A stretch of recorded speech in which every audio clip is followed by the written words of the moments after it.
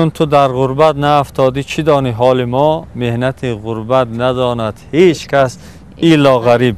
این در این 20 سال غربت او شاعر بود، شاعرتر شد. حالا میگن که انا شیخای ما اهل تصوف عزلت نشینی میکردن، این گویا استاد ما در عزلت بود.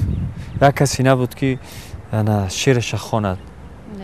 مشتاق همین تاخ یاد قشلاق و یاد همون کمپیر نزاکت و یاد همون گوجوشی مادر و همون توتی حولی و همون مادر پیرش و همینو پیش روز مثل کامیرا باری و وقتی که او را من میخوانم همین موضوعی مادرش و قشلاقش مثل نوار همین خیلی تصویرگر است که شعر او خیال ما که خودش آهنگ دارد علاقه برای ما بسیار بعضی شعرهای سفید است بسیار مشکل است آهنگ بندی نه که دیگرش میگویم که درد دل من نگفته است همین تپش دل من میسراید میگوید برای همین تیز من در دل من میشینه شعرش.